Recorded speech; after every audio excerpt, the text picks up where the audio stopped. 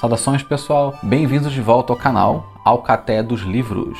Hoje eu estou trazendo mais um clássico de William Shakespeare, Macbeth.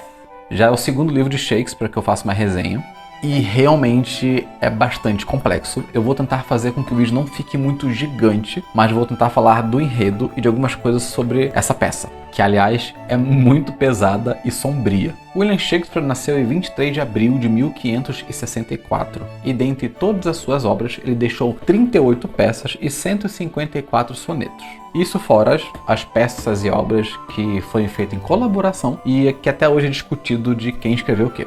De longe, o dramaturgo mais influente de todo o mundo, Shakespeare possui diversas adaptações para teatro, cinema, quadrinhos, livros, tanto de suas histórias quanto ele como personagem. Para o cinema, podemos citar Shakespeare Apaixonado, uma obra fictícia com Shakespeare como personagem principal, e também uma adaptação deste livro, Macbeth, chamado Macbeth, Amor e Guerra, uma adaptação de 2015, maravilhosa, é um filme lindo demais, com Michael Fassbender como Macbeth, o eterno Magneto. Se você não viu esse filme, veja, porque ele é realmente muito bonito. Tem uma versão nova de Macbeth, de 2021, com Denzel Washington como Macbeth. Eu não vi este filme ainda, mas a crítica fala muito bem dele. Então fica aí a dica para quem quer assistir. Shakespeare faleceu no dia do seu aniversário, em 23 de abril de 1616, com 52 anos.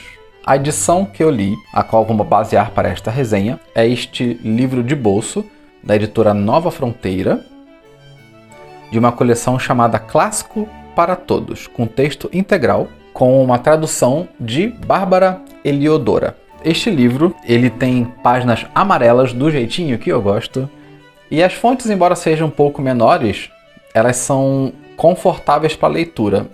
Então, como é um livro de bolso também, eu acho que é mais fácil para ler, mais fácil para segurar. Lembrando também que Macbeth é a peça mais curta de Shakespeare, então não tem nem 100 páginas de história de peça, então é muito fácil para leitura. Vamos falar do enredo. Eu já adianto que é uma peça muito sombria e sanguinária. O enredo já começa com Macbeth lutando no campo de batalha em nome do rei Duncan, que é o rei da Escócia. Macbeth, ele é primo do rei, assim como vários outros personagens, são todos parentes, e ele sai vitorioso da batalha.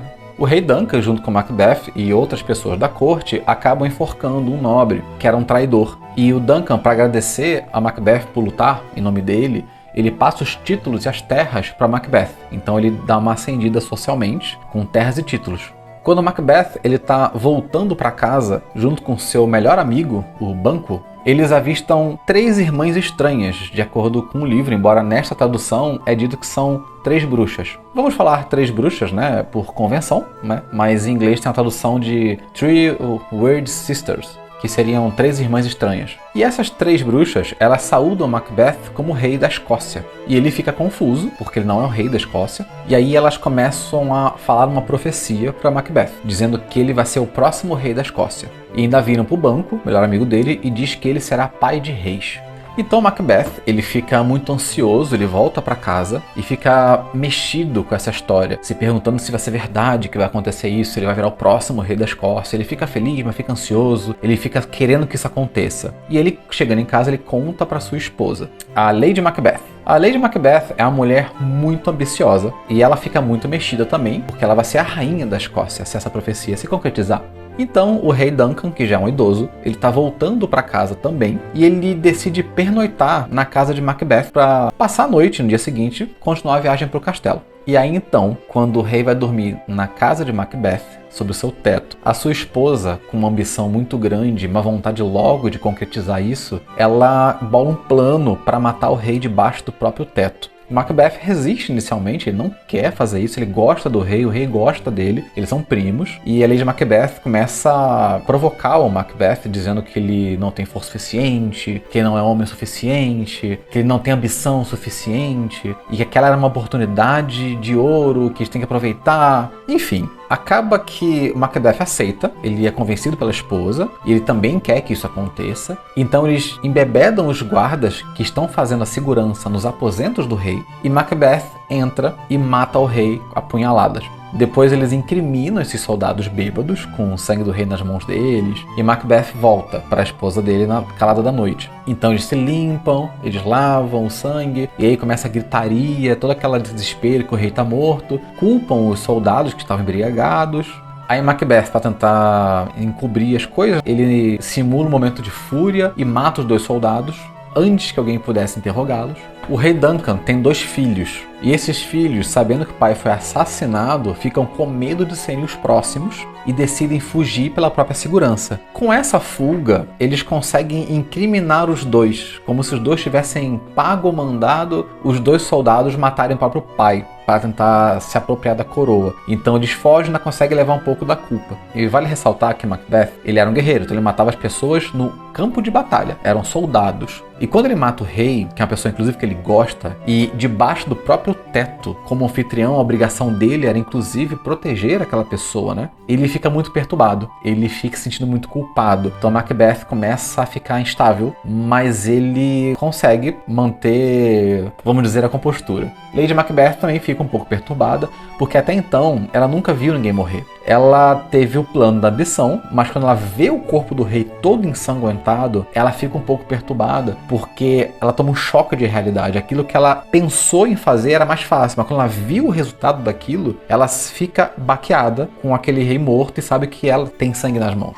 Macbeth, então, se torna o rei da Escócia e sua esposa, a rainha. E aí a peça vai ficando muito mais sombria. Macbeth, ele vê que a profecia se cumpriu, assim como as bruxas falaram. Eles fizeram aquilo acontecer mais rápido. Então ele lembra que elas disseram que Banquo vai ser pai de reis. E aí Macbeth fica com medo de que a coroa seja tomada, que seja traído, que Banquo faça alguma coisa. Então, para impedir que Banquo seja pai de reis, ele decide matar o melhor amigo, que também era seu parente. E não só isso, ele sabe que Banquo tem um filho, então ele trama para matar Banquo e o filho dele. O Macbeth já se sentia culpado pela morte do rei Duncan e ele sempre ficou um pouco perturbado com isso. Mas quando ele consegue matar Banquo, ele fica muito perturbado. Não só ele, Lady Macbeth também demonstra sinais óbvios de culpa. Mas pela ambição, eles estão protegendo aquilo que eles conquistaram. Chegando até no meio de um banquete que ele dá, chamando os nobres, as pessoas da corte, ele vê Banquo, o fantasma do Banquo sentado na cadeira dele, todo ensanguentado, olhando para ele. E ele começa a falar com esse fantasma, com remorso, com culpa.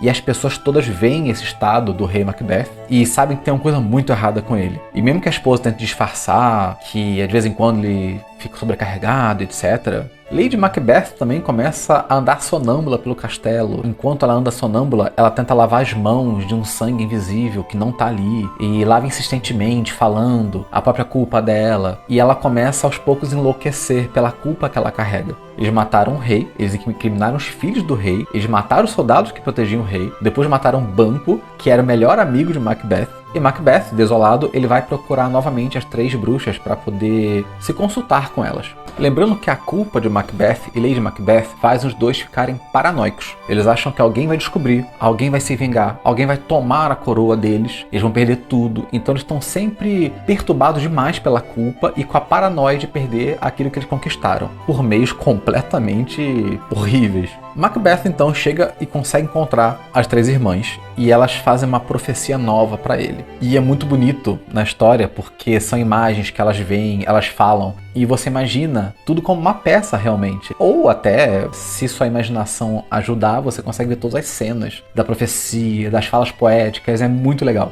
Mas enfim, a primeira profecia, elas alertam Macbeth para ter cuidado com Macduff, que é um dos nobres da corte. E através de visões proféticas, elas dizem a Macbeth que nenhum homem parido por uma mulher poderá ferir Macbeth. E ele fica feliz, pois todo mundo nasceu de uma mulher. Então ninguém poderá feri-lo, ninguém poderá matá-lo. E a última profecia, elas dizem para Macbeth que ele só vai deixar de ser rei no dia que a floresta de Birman avançasse contra ele em Dunsinane. Não sei se é assim que se fala esses nomes, tá? Ou seja, enquanto a floresta que ficava lá à frente do castelo, um pouco afastada, avançasse para cima do castelo. E ele também fica feliz com essa notícia, porque ele nunca deixaria de ser rei. Afinal, como é que as árvores vão levantar e andar até o castelo? E mesmo querendo perguntar mais para as 3 bruxas, elas dizem que não vão mais falar profecias para ele e elas somem.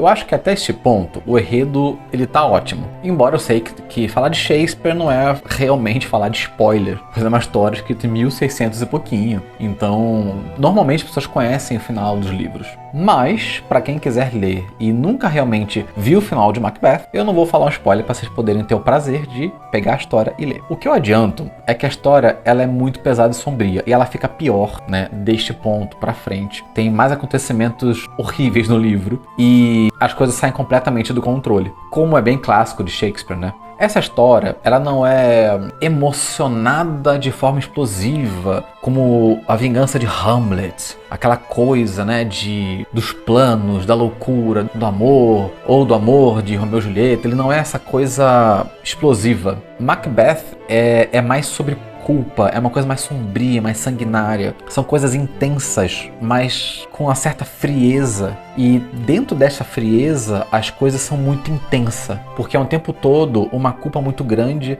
um pesar muito grande, que não pode ser mostrado. Essa obra trata muito de um tema de ambição. Como Macbeth e sua esposa se entregam a essa ambição como uma chance de ouro para ter tudo que eles queriam ter, e ao mesmo tempo o preço que eles pagam por isso. E depois que eles começam a conseguir essas coisas todas, o que eles têm que fazer para segurar essa ambição, para manter essa ambição? E tudo começa a se tornar um fardo muito pesado. Tanto é que não só eles sofrem bastante, eles causam sofrimento imenso nas pessoas à volta deles. E fazem mal para um monte de gente para continuar segurando aquilo que eles têm, de forma bem paranoica e bem desesperada. E, inclusive, até quão longe Macbeth vai para manter essa ambição dele. Eu gosto bastante como essa história se desenrola e como ela é concluída também. Inclusive com uma visão muito interessante da profecia das bruxas para Macbeth. O que ele escuta como profecia é uma interpretação de visão das bruxas. Elas não falam as coisas ao pé da letra, mas ele meio que entende ao pé da letra, e não é exatamente aquilo que ele estava ouvindo,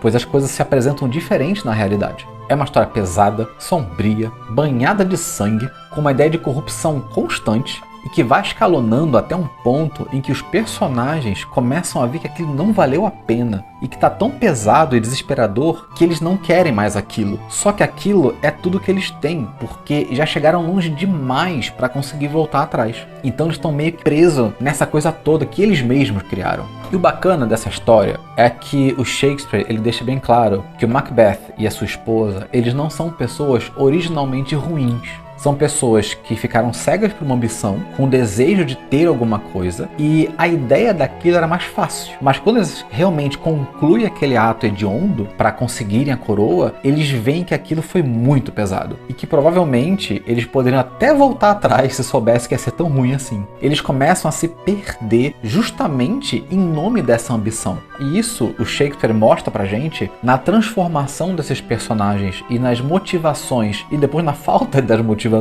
Eu arrisco até dizer na mudança das motivações. Chega num ponto que as coisas estão tão ruins, eles fizeram tanta coisa errada, que não tem como voltar atrás. Então eles meio que continuam naquilo, até não aguentar mais. E o legal é que é um casal que você vê que é um casal que se ama, é um casal que quer estar junto. Eu até arrisco a dizer, embora não seja verdade, tá? Não são duas pessoas inocentes, né? Eles meio que tentaram dar um passo muito mais longo do que as pernas, mentalmente, sentimentalmente falando. Na peça tem bastante assassinato de amigos, de crianças. Então eu já aviso que é um livro um pouco pesado. É lindo, é poético, as coisas são descritas de formas maravilhosas, mas é um livro pesado. Como sempre, Shakespeare é complicado de se analisar tudo, mas eu acredito que é uma leitura muito boa e, gente, é uma leitura rápida. E mesmo sendo uma peça bem sombria, é uma peça que traz ótimas reflexões também. Até porque os personagens, eles falam bastante do que estão sentindo, dos conflitos, dos pensamentos, dos sentimentos deles. E isso é legal, isso enriquece bastante a história. É isso, pessoal. Fica a dica de hoje, Macbeth, de William Shakespeare. Como de costume, eu vou deixar um link aqui na descrição do vídeo para quem quiser adquirir o livro poder comprar. Lembrando que se você comprar pelo link da descrição, você ajuda o canal também, belezinha?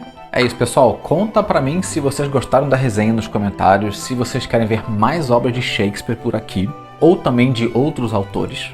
Não esqueçam de deixar aquele joinha, se inscrever no canal, para que o canal possa crescer com qualidade. É isso, pessoal. Muito obrigado por ficar até aqui e até o próximo vídeo.